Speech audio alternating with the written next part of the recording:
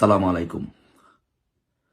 আজকে সারা বাংলাদেশে এবং সারা বিশ্বে যত বাঙালি আছেন সকল বাঙালিদের, বাংলাদেশিদের একটাই প্রশ্ন, একটাই কথা, যে বাংলাদেশ কি গৃহযুদ্ধের পথে? বাংলাদেশ কি একটা আফগানিস্তান হতে যাচ্ছে? বাংলাদেশ কি দুর্ভিক্ষের দিকে যাচ্ছে? এই প্রশ্নটি সবার মাথার মধ্যে ঘুরপাক খাচ্ছে এবং সবাই প্রশ্ন করছে। সো আমি মনে করি যে অচিরেই বাংলাদেশ গৃহযুদ্ধের দিকে যাচ্ছে এবং বাংলাদেশ একটি চরম দুর্ভিক্ষের কবলে পড়ছে। এবং আমি যা দেখছি যে আমার সোনার বাংলাদেশ হয়তো আফগানিস্তান হয়ে যাবে অতি শীঘ্রই। কেন এই কথাগুলি বলছি আসেন একটু বিশ্লেষণ করি, দেখি যে একটা বাংলাদেশ, একটা দেশ কখন গৃহযুদ্ধের দিকে যায়, কখন দুর্ভিক্ষের দিকে যায়, কখন একটি তালিবানি রাষ্ট্রের দিকে যায়। আসেন আমরা বিশ্লেষণ করি। সো সাম্প্রতিককালে নির্বাচিত প্রধানমন্ত্রী শেখ হাসিনাকে তার গণভবন ছাড়ার পরে যে আমরা যে জিনিসটি দেখতে পেলাম, যে সারা বাংলাদেশে একটি তাণ্ডব চলল, খুন খারাপি, দর্শন, চিন্তায়, রাহাজানি, দখল সব চললো। তারপরে যেটি হলো যে এখন যেটি হচ্ছে যে সেটি হচ্ছে যে সারা বাংলাদেশে দেখেন সিলেটে শাহজালাল এবং শাহপরানের মাজারে ভাঙচুর করা হয়েছে, হামলা করা হয়েছে। আমরা জানি যে শাহজালাল এবং শাহপরান আমাদের একজন অনেক বড় মাপের অলিয়া উলিয়া। তারপরে ওনাদের আমার দেওয়ানবাগ শরীফে হামলা করা হয়েছে। আপনার বিতর্ক থাকতে পারে দেওয়ানবাগ নিয়ে, বা দেওয়ানবাগের লক্ষ লক্ষ ভক্ত এবং সমর্থক আছে।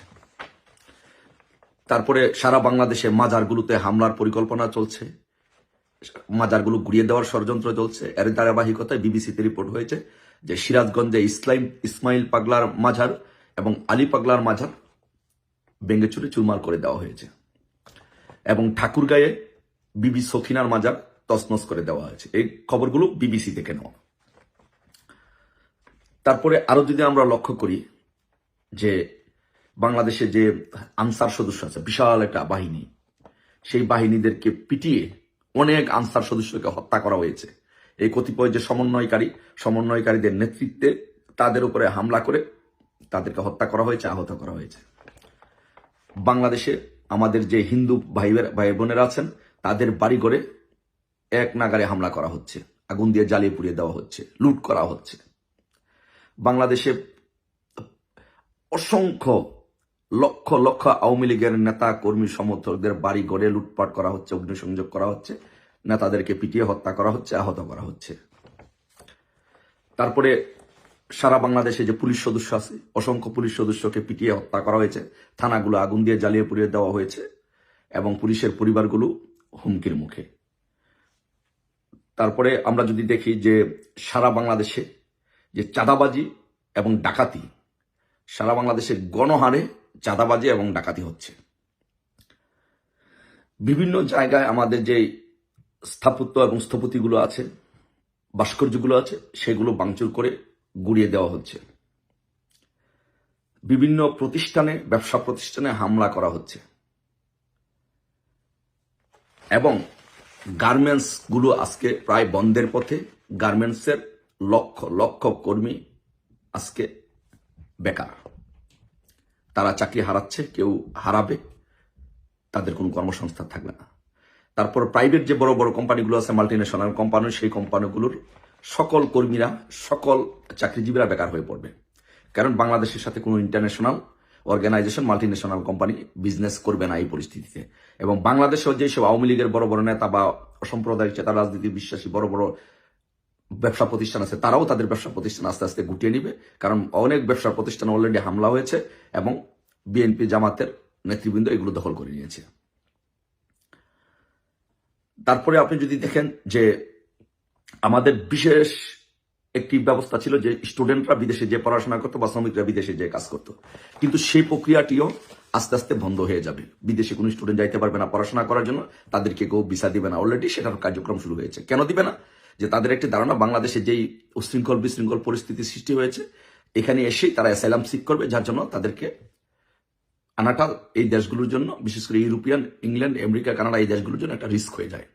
এই জন্য তাদেরকে আর এখানে ভিসা দিবে না, ভিসা প্রক্রিয়াটা বন্ধ।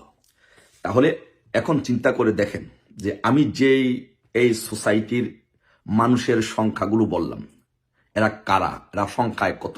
বাংলাদেশে আমরা মানুষই মাত্র 18 কোটি।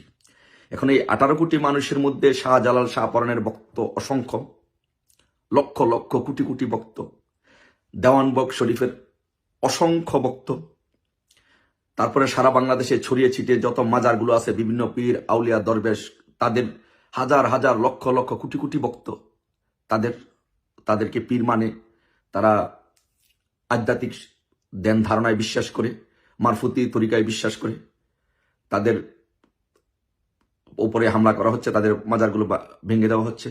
তারপরে যদি দেখেন যে বাংলাদেশে বিশাল একটা বাহিনী, আনসার বাহিনী, তাদেরকে কিভাবে নির্যাতন করা হয়েছে, তাদেরকে কিভাবে হত্যা করা হয়েছে পিটিয়ে, তাদের সংখ্যা কত, তাদের একটা বিশাল সংখ্যা। তারপরে আমরা যদি যে হিন্দুদের দেখি, প্রায় 9% সারা বাংলাদেশে হিন্দু। তো 9% হিন্দু হলে কত কোটি হিন্দু হয় আপনি চিন্তা করে দেখেন। সেই হিন্দুদেরকে বাংলাদেশে তাদের বাড়িঘর আক্রমণ করা হচ্ছে, তাদেরকে পিটানো হচ্ছে, তাদের সম্পদ লুট করা হচ্ছে, আগুন দেওয়া হচ্ছে। তারপরে আসেন আওয়ামী লীগের নেতাকর্মী, প্রায় 40% বাংলাদেশে আওয়ামী লীগ নেতাকর্মী এবং সমর্থক আছে। তাহলে 18 কোটি লোকের মধ্যে যদি 40% লোক যদি আওয়ামী লীগ নেতাকর্মী হয়ে থাকে, তাহলে কত বিশাল অংশ আওয়ামী লীগ। তাদের বাড়িতে হামলা করা হচ্ছে, তাদের ঘরবাড়ি জ্বালিয়ে দেওয়া হচ্ছে, ডাকাতি করা হচ্ছে, পুলিশদেরকে হামলা করা হয়েছে, বিশাল একটা পুলিশ বাহিনী, তাদের সংখ্যা কত। তারপরে যে গার্মেন্টস কর্মীদেরকে, বাংলাদেশে কত লক্ষ গার্মেন্টস কর্মী আছে, তারা আজকে ব্যাপার, তাদের জীবন জীবিকা ধ্বংস করে দেওয়া হচ্ছে, প্রাইভেট কোম্পানিগুলোর জীবন জীবিকা ধ্বংস করে দেওয়া হচ্ছে যারা চাকরি করে। তাহলে এই যে একটি বিশাল জনসংখ্যা বাদ দিলে আর কারা থাকে? অল্প কয়জন থাকে। তাহলে এই বিশাল জনসংখ্যার অধিকাংশ জনসংখ্যা রুটি রুচিতে যখন আপনি হাত দিবেন, তাদের জীবন যখন ধ্বংস করে দিবেন, তখন বাংলাদেশ অবশ্যই গৃহযুদ্ধের দিকে যাবে, বাংলাদেশ দুর্ভিক্ষের দিকে যাবে, এবং বাংলাদেশ অলরেডি গৃহযুদ্ধের পথে। তাহলে এই গৃহযুদ্ধের জন্য কারা দায়ী? এই দুর্ভিক্ষের জন্য কারা দায়ী? যদি বাংলাদেশে 5ই আগস্ট যদি শুধু ওরা কোঠা আন্দোলনের পক্ষে থাকতো, সরকার পতনের আন্দোলনে না যেত, সরকারকে এইভাবে অবৈধভাবে যদি সরকারকে হামলা করে যদি ধ্বংসাত্মক কার্যকলাপের মাধ্যমে যদি সরকারকে না হঠাতো, তাহলে তো বাংলাদেশে এই দুর্ভিক্ষ হতো না, বাংলাদেশ এই গৃহযুদ্ধের দিকে যেত না। তাহলে এর দায় কার? এর দায় হচ্ছে ডক্টর ইউনূসের এবং যে সমন্বয়কারীরা তাদের, এবং তাদেরকে যাদের সহযোগিতা করেছে বিএনপি জামাত তাদের। সো আমরা বাংলাদেশের মানুষ একদিন তাদের বিচার করবে, তাদের বিচার এই বাংলার মাটিতে একদিন হবে। কিন্তু এ হতে হতে তো আপনাদের আরো ধ্বংস হয়ে যাবে। দেশ গৃহযুদ্ধে গেলে কত মানুষ মারা যাবে, দেশ যদি ধ্বংস হয়ে যায়, আফগানিস্তান হয়ে যায়, দেশ যদি দুর্ভিক্ষ হয়ে যায়, কত মানুষ মারা যাবে। তাহলে সেই সময়টুকু আমরা অপেক্ষা করব না? সেই সময়টুকু অপেক্ষা করব না। সেই সময়টুকু অপেক্ষা না করে এখনই আসুন আমরা সকলে সচেতন হই। বাংলাদেশে যে সংবিধান আছে, সেই সংবিধান আলোকে প্রধানমন্ত্রী শেখ হাসিনা এখনো প্রধানমন্ত্রী, বাংলাদেশে যে পার্লামেন্ট আছে এখনো এটি বহাল আছে।